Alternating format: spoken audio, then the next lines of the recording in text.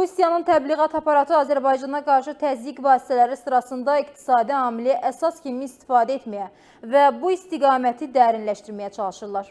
Vedomosti nəşri bu mövzuya ayrıca araşdırma həsr edib. Nəşr ekspertlərə istinadla yazır ki, son zamanlar Rusiya-Azərbaycan arasında siyasi münasibətlərin kəskinləşməsi ölkələr arasında iqtisadi əlaqələrin qırılmasına şərait yaradır. Bundan ən çox zərəri isə gözlənildiyi kimi Bakı görəcək. İqtisadiyyatda Rusiya-Azərbaycan arasında qarşılıqlı əlaqənin əsas məqamları enerji və kənd təsərrüfatı məhsullarının ticarətidir. O cümlədən Bakı daxili istehlak üçün Rusiyadan daha ucuz neft alır. O, özünün bahalısını ixrac edir, yaxşı gəlir əldə edir. Bundan əlavə, Azərbaycan meyvə-tərəvəzləri Rusiyaya ixrac edilir. Xüsusilə Rusiyada Azərbaycandan gələn pomidorlar çoxdur. Ticarət dayanarsa, kənd təsərrüfatı sektoru çətinliklərlə üzləşəcək və yeni alıcılar axtarmalı, logistika zəncirlərini yenidən qurmalı olacaq. Eyni zamanda Azərbaycanın Rusiyanın ümumi ticarət dövriyyəsindəki payı 1%-dən də azdır. Deməli, Bakı ilə ticarət əlaqələrində mümkün fasilə Moskva üçün kritik əhəmiyyət kəsb etməyəcək. Lakin Azərbaycanın əlverişli satış bazarı olduğu Rusiyanın cənub bölgələrində çətinliklər yarana bilər. Son 5 ayda Rusiya ilə Azərbaycan arasında ticarət artıb. Ölkəmizdən gələn tədarükün əsas hissəsini yanacaq, metallar və zərgərlik məmulatları təşkil edib. Qeyd edək ki, Azərbaycana pomidorla təzyiq etmək təşəbbüsünün müəlliflərindən biri də Vladimir Solovyovdur. Əslində, Rusiyada Azərbaycanın kənd təsərrüfatı məhsullarına qadağa ölkəmizin yeni logistika imkanlarını genişləndirməyə təşviq etməklə bərabər Azərbaycanın bazarlarına məcburi çıxış səbəbi ola bilər. Avropa bazarları isə təbii ki, Rusiya ilə müqayisə olunmaz dərəcədə böyükdür. Digər tərəfdən Rusiya və Azərbaycan arasında ticarətdə müsbət saldo Rusiyadadır. Yəni 2025-ci ilin ilk 5 ayında Azərbaycan Rusiyaya 445 milyon dollarlıq mal satıb. Rusiyadan isə 1,7 milyard dollarlıq mal alıb.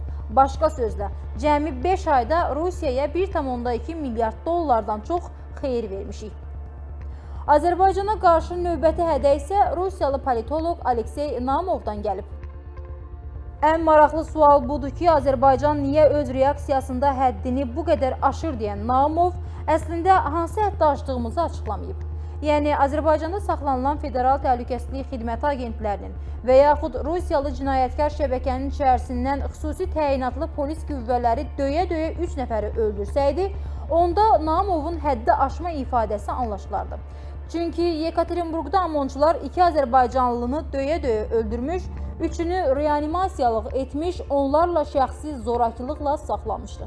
Azərbaycanda həbs olunan Federal Təhlükəsizlik Xidməti agentləri, o cümlədən cinayətkarlar arasında nə döyülərək ölən, nə də xəstəxanalıq olan var. Üstəlik, Rusiyada 10 illərdir yaşayan, vəkillik fəaliyyəti ilə məşğul olan bir şəxsə küçənin ortasında hücum edib, maşınının şüşələrini qırıb, daha sonra sürüyərək şahid kimi ifadə verməyə aparmağın heç bir məntiqi yoxdur.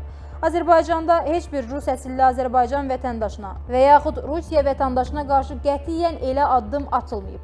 Dövlətlərin reaksiyası heç vaxt emosional olmur. Bu, təbii ki, hesablanmış addımdır.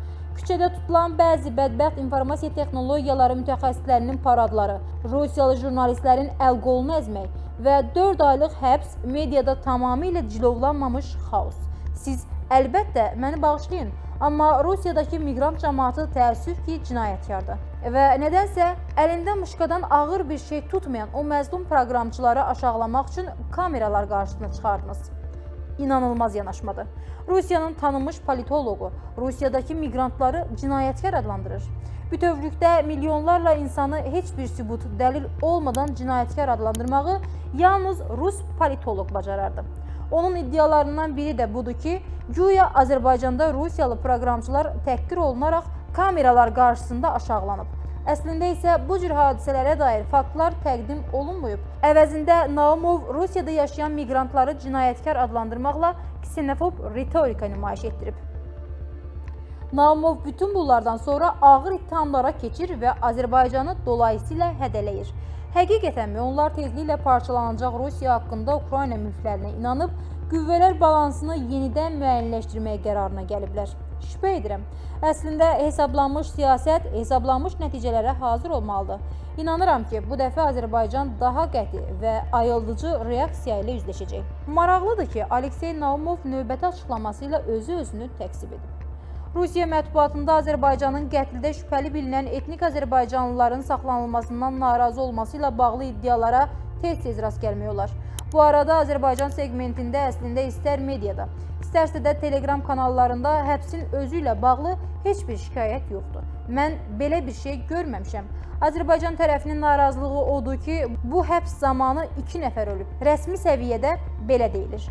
Onlar müqavimət göstərmədən və ya atışma olmadan ölüblər. Ancaq Rusiyanın rəsmi versiyasına görə onlar infarktdan ölüblər. Paradoks odur ki, ölənlərin cəsədləri Azərbaycana təhvil verilib. Fotoşəkilləri dərc olunub. Bu görüntülərə isə baxmaq çətindir. Baş verənlərin araşdırılması ilk növbədə bizim üçün, Rusiya üçün, cəmiyyət üçün, hüquq sistemimiz üçün zəruri və vacibdir. Xarici siyasətimizin də buna ehtiyacı var. O bildirib. Rusiyanın Azərbaycana qarşı son addımları, həm informasiya müharibəsi, həm iqtisadi təzyiqlər, həm də daxili repressiyalar fonunda həyata keçirilən siyasi manipulyasiyalar ikitərəfli münasibətlərdə ciddi gərginliyin siqnalıdır. Lakin faktlar göstərir ki, Azərbaycan nə iqtisadi, nə də informasiya sahəsində bu təzyiqlər qarşısında aciz deyil və öz milli maraqlarını müdafiə etmək gücünə sahibdir.